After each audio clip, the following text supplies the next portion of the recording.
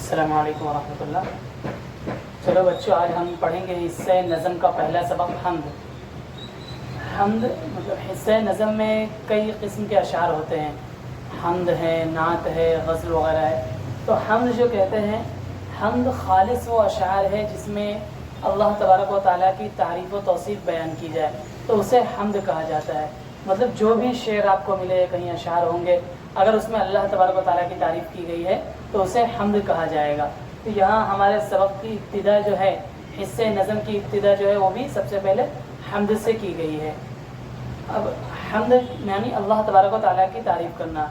اب ایک بادشاہ گزرا ہے کہ اس کی یہ خاصیت تھی کہ اسے تعریف پسند نہیں تھی، مطلب یعنی اپنی تعریف کو آ کے اس کے سامنے اس کی تعریف کرے تو اس سے ناراض ہو جاتا تھا۔ تو ایک دن ایک شخص پہنچا اس کے دربار میں اور اس نے بادشاہ کو سلام کر کے بادشاہ سے کہا کہ مجھے آپ کی یہ خوبی معلوم ہے کہ آپ جو ہے اپنی تعریف پسند نہیں کرتے ہیں، اس لیے میں ڈائریکٹ اپنے مدعے پہ یعنی سیدھا اپنے مدعے پہ آتا ہوں۔ اسے جو چیز چاہیے تھی اس نے وہ مانگ لی۔ بادشاہ بہت خوش ہوا اس کے انداز تخاطب سے، یعنی سامنے والے سے جو بات کرنے کا انداز تھا اس سے وہ بہت خوش ہوا اور اسے انعام و اکرام سے نوازا، اس کی ضروریت کو پوری کی۔ اب اس میں اگر دیکھا جائے تو اصل تو یہی ہے کہ اس نے بادشاہ کی تعریف کی، یعنی الگ الگ کوالٹی ہوتی ہے، الگ الگ صفت ہوتی ہے۔ تو یہاں بھی جو بادشاہ کی صفت تھی کہ وہ اپنی تعریف پسند نہیں کرتا تھا، اس نے تعریف کے ذریعے اس کی اسی صفت کو اجاگر کیا کہ جس کے ذریعے سے بادشاہ خوش ہو گیا۔ تو اب یہ حمد ہے، حمد میں بھی جو ہے اللہ تبارک و تعالیٰ کی تعریف و توصیف بیان کی جائے گی۔ تو ہم لوگ پہلے دیکھ لیتے ہیں کہ جو حمد ہے شاعر کون ہے۔ تو اس کے شاعر جو ہے ان کا نام عبدالرشید ہے، لیکن انہیں لوگ رشید افروز کے نام سے جانتے ہیں۔ شاعر کو جو ہے لوگ رشید افروز کے نام سے جانتے ہیں، اور کتاب میں بھی اوپر آپ کو رشید افروز نام ہی ملے گا۔ اور ان کی پیدائش جو ہے 1 اکتوبر 1945 کو ہوئی ہے، اور ان کی جائے پیدائش احمد آباد ہے، اور انہوں نے کافی ساری شاعری کی ہے۔ اس کا جو مجموعہ ہے وہ نفی نام سے شائع ہوا ہے۔ تو یہ ان کے مجموعہ کا نام جو ہے وہ نفی ہے۔ تو ہم لوگ شعر دیکھ لیتے ہیں۔ رہ گزر کوئی ہو منزل کا تقاضا تو ہے، دل نے جس وقت جہاں دل سے پکارا تو ہے۔ یعنی رہ گزر کہ اللہ تبارک و تعالیٰ کے تک پہنچنے کے بہت سارے راستے ہیں، کہ ان لوگ مطلب یعنی الگ الگ مذہب ہے کہ جن کی جستجو اور تلاش جو ہے اللہ تبارک و تعالیٰ ہی ہے۔ تو رہ گزر کوئی بھی مطلب کسی بھی راستے پہ چل رہا ہے، لیکن منزل کا تقاضا تو ہے مطلب یعنی منزل کا تقاضا جو ہے اللہ ہے۔ دل نے جس وقت جہاں دل سے پکارا تو ہے، یعنی دل سے ہم جس وقت اللہ تبارک و تعالیٰ کو پکارتے ہیں، اللہ تبارک و تعالیٰ کی رحمت، اللہ تبارک و تعالیٰ ہماری طرف متوجہ ہوتے ہیں کہ جب ہم اللہ تبارک و تعالیٰ کو اپنے دل سے پکاریں گے اللہ کی رحمت متوجہ ہوگی، پھر جو ہم اللہ تبارک و تعالیٰ سے مانگیں گے وہ تمام چیزیں ہمیں انشاءاللہ ضرور ملیں گی۔ چشم بینا کو بصیرت، دل محزوں کو یقین، ڈوبتی آس کو تنکے کا سہارا تو ہے۔ چشم بینا یعنی صحیح سمجھ کی جو بصیرت ہے، صحیح سمجھ کہ چشم بینا کو بصیرت کہ صحیح سمجھنے والی جو آنکھ ہے اس کو بصیرت یعنی فہم، عقل و فہم، اور دل محزوں کو یقین کہ دل محزوں کہتے ہیں غمگین دل، کہ غمگین دل کو یقین، کہ چشم بینا کو بصیرت، دل محزوں کو یقین، اور ڈوبتی آس کو تنکے کا سہارا تو ہے۔ یہ جو ہے نا ایک یہ محاورہ ہے کہ ڈوبتے کو تنکے کا سہارا، کہ انسان اگر کہیں پریشانی میں ہے، ہلکا سا اللہ تبارک و تعالیٰ کی طرف سے ہلکی سی آس مل جائے تو اس کا جو بیڑا ہے وہ پار ہو جاتا ہے۔ تو وہی ڈوبتی آس کو تنکے کا سہارا تو ہے۔ اپنے محور پہ ہیں گردش میں اگر شمس و قمر، ہم جس کے قبضے میں ہے انجام زمانہ تو ہے۔ یعنی اس میں شاعر بتلا رہا ہے کہ شمس و قمر جو ہے وہ اپنے محور میں گردش کر رہے ہیں، لیکن اور جس کے قبضے میں ہے انجام زمانہ، کہ زمانے کا جو انجام ہے، جو قیامت آئے گی، جو بھی ہوگا، زمانہ جہاں ختم ہوگا وہ تمام چیزوں کی طاقت اور وہ چیز جو کس کے قبضے میں، وہ اللہ تبارک و تعالیٰ کے قبضے میں ہے۔ چاند سورج تیرے اوصاف بیان کرتے ہیں، ہم فقط نور کا پرتو ہیں، سراپا تو ہے۔ پرتو مطلب سایہ، دونوں پر زبر ہے۔ کہ چاند سورج تیرے اوصاف، اوصاف یہ صفت کی جمع ہے، صفت مطلب یہ چاند سورج تیرے اوصاف بیان کرتے ہیں، یعنی تیری تعریف بیان کرتے ہیں، کہ اللہ تبارک و تعالیٰ کے جو 99 نام ہیں یہ اللہ تبارک و تعالیٰ کی صفت ہے، کہ چاند سورج تیرے اوصاف بیان کرتے ہیں، کہ یہ اللہ تبارک و تعالیٰ کی جو ہے الگ الگ قسم کے، جس طریقے سے انسان اللہ تبارک و تعالیٰ کی تعریف بیان کرتا ہے، اسی طریقے سے جو چرند پرند ہے یہ تمام چیزیں اللہ تبارک و تعالیٰ کی تعریف و توصیف بیان کرتے ہیں.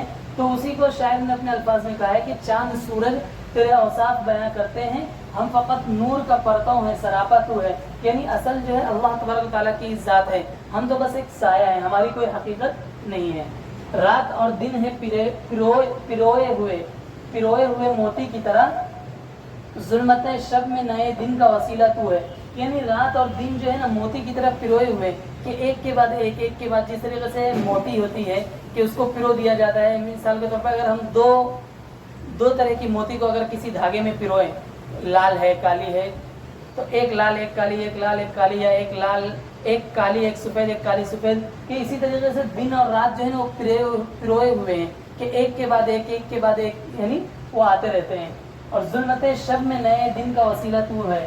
ظلمت مطلب اندھیری اور شب مطلب رات، کہ رات کی تاریکی میں نئے دن کا وسیلہ تو ہے، کہ رات کی تاریکی ہوتی ہے، اس کے بعد جو ہے نئے دن کا جو وسیلہ ہے وہ اللہ تبارک و تعالیٰ کی ذات ہی ہے، کہ اللہ تبارک و تعالیٰ ہی رات کی تاریکی سے نئے دن کو لے آتے ہیں. اور صبح صادق کی سپیدی تیری عظمت کا نشان، تیرا ہمسر ہے نسانی کوئی یکتا تو ہے. کہ صبح صادق کی سپیدی، کہ جس طریقے سے رات ہو جاتی ہے، ہر طرف تاریکی تاریکی چھا جاتی ہے، اس کے بعد جو ہے اللہ تبارک و تعالیٰ اپنی عظمت دکھلاتے ہیں کہ اس تاریکی میں سے صبح صادق کی سپیدی ظاہر ہوتی ہے. سپیدی کہتے ہیں سفیدی کو، کہ صبح صادق کی جو سپیدی ہے وہ اللہ تبارک و تعالیٰ کی عظمت کا نشان ہے، کہ کس طریقے سے اللہ تبارک و تعالیٰ رات کی تاریکی کے بعد صبح کی سفیدی کو لے آئے ہیں. تیرا ہمسر ہے نسانی کوئی یکتا تو ہے. نہیں، صبح صادق کی سپیدی تیرے عظمت کا نشان، سجدہ کرتا ہے جسے شب کا اندھیرا تو ہے. یعنی شب کا جو اندھیرا ہے، رات کا جو اندھیرا ہے، وہ اللہ تبارک و تعالیٰ کو سجدہ کرتا ہے، اور اس کے بعد جو ہے صبح صادق کی سپیدی جو ہے وہ ظاہر ہو جاتی ہے. تجھ سے بڑھ کر کوئی شفقت نہیں کرنے والا، تیرا ہمسر ہے نسانی کوئی یکتا تو ہے. یعنی اللہ تبارک و تعالیٰ کی ذات سے بڑھ کر ہمارے اوپر شفقت کرنے والا کوئی نہیں ہے. کہ اللہ تبارک و تعالیٰ ہر بندے سے، خواہ وہ اللہ تبارک و تعالیٰ کو مانتا ہو یا نہ مانتا ہو، اللہ تبارک و تعالیٰ کا فرما بردار ہو یا نافرمان ہو، اللہ تبارک و تعالیٰ ہر کسی سے جو ہے محبت کرتے ہیں، ہر کسی پہ شفقت کرتے ہیں. اسی لیے اگر ہم دنیا میں اللہ تبارک و تعالیٰ کی بات مانتے ہیں، فرما برداری کرتے ہیں، تو بھی اللہ کی نعمتیں ہم پر ہیں. اور اگر ہم اللہ تبارک و تعالیٰ کی نافرمانی کرتے ہیں، یا کوئی بھی بندہ اللہ کو نہیں مانتا ہے، اللہ کی نافرمانی کرتا ہے، تو بھی اللہ تبارک و تعالیٰ کی جو شفقت ہے، محبت ہے، رحمت ہے، وہ اس شخص پر بھی ہے، خواہ وہ اللہ کو مانے یا نہ مانے. اسی کو شاعر نے کہا ہے کہ تجھ سے بڑھ کر کوئی شفقت نہیں کرنے والا.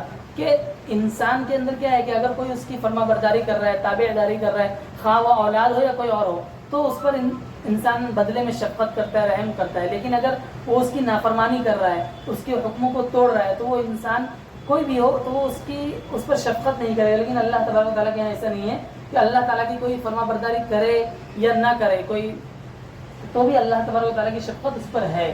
اور تیرا ہمسر ہے نسانی کوئی یکتا تو ہے. کہ اسی کو اللہ تبارک و تعالیٰ نے قرآن شریف میں فرمایا قل هو اللہ احد اللہ الصمد لم یلد ولم یولد. کہ اللہ تبارک و تعالیٰ کا کوئی ہمسر نہیں ہے، اللہ تعالیٰ کا کوئی ثانی نہیں ہے، اللہ تعالیٰ کی کوئی اولاد نہیں ہے، اللہ تعالیٰ یکتا ہے، تن تنہا ہے.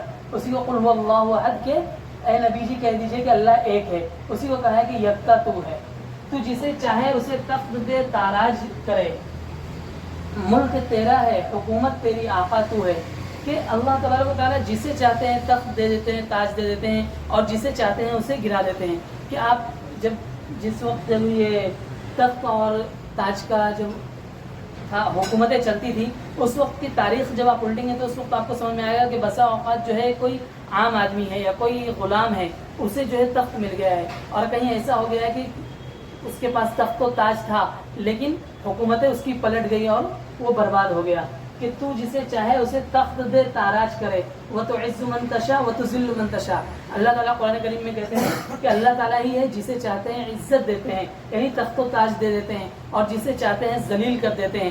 کہ وہ بادشاہ ہوتا ہے، تخت و تاج اس کے پاس ہوتا ہے، حکومت اس کی ہوتی ہے، لیکن اس کی حکومت کا پایا جو ہے وہ پلٹ جاتا ہے اور وہ ذلیل و خوار ہو جاتا ہے. ملک تیرا ہے حکومت تیری آقا تو. یعنی ساری بادشاہت بھی اللہ کی ہے اور حکومت بھی اللہ کی ہے، اور ہم لوگوں کے آقا مالک، یعنی تمام انسان جنات جتنی بھی مخلوق ہے تمام چیزوں کے آقا جو ہے اللہ ہے. تو اللہ تعالیٰ کی یہ تمام چیزیں ملکیت میں اللہ جسے چاہے دیتے ہیں اور جسے چاہے نہیں دیتے ہیں.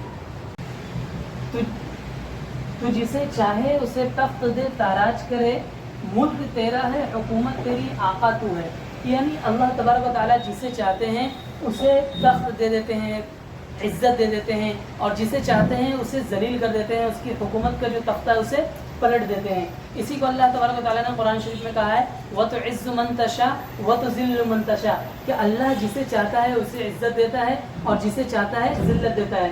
کہ بسا اوقات ہم دیکھتے ہیں کہ کوئی شخص عام آدمی ہوتا ہے یا غلام ہوتا ہے، لیکن وہ کسی وجہ سے جو ہے وہ بادشاہت کے تخت کو پا لیتا ہے، بادشاہت کے تخت کو حاصل کر لیتا ہے. تو اللہ تبارک و تعالیٰ کی ملکیت میں ہے کہ اللہ تعالیٰ جسے چاہے اسے تخت دے دے، تاراج کر دے یعنی برباد کر دے. ملک تیرا ہے حکومت تیری آقا تو ہے.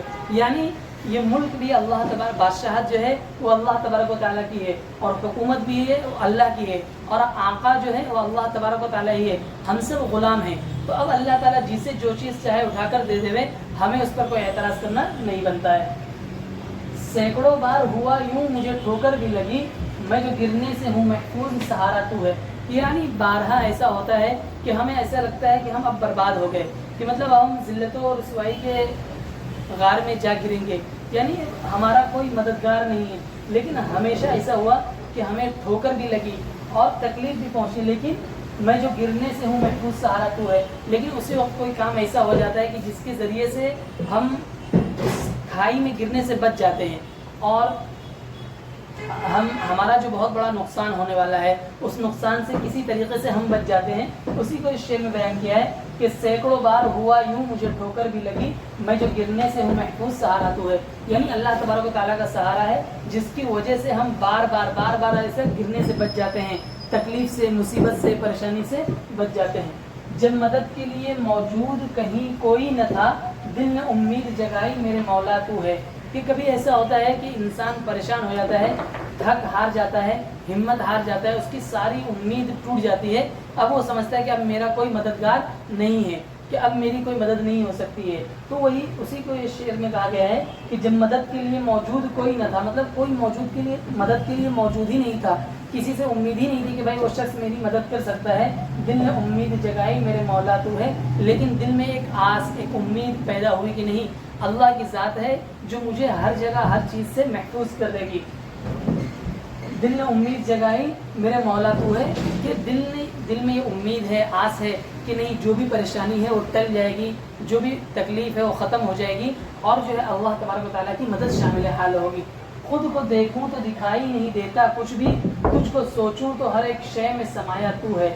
یعنی انسان جب خود کو دیکھ رہا ہے تو اس کے اندر تو کچھ بھی نہیں ہے. اللہ تبارک و تعالیٰ کی ذات کو بھی اگر ڈھونڈنا چاہے تو نہیں، لیکن جب اللہ تبارک و تعالیٰ کو سوچے، اللہ تبارک و تعالیٰ کو جانے، تو کیا دیکھ رہا ہے کہ ہر شے میں سمایا تو ہے، کہ ہر جگہ اللہ تبارک و تعالیٰ کی ذات موجود ہے، ہر چیز میں اللہ تبارک و تعالیٰ کی ذات موجود ہے. تو آج کے سبق میں بس اتنا ہی.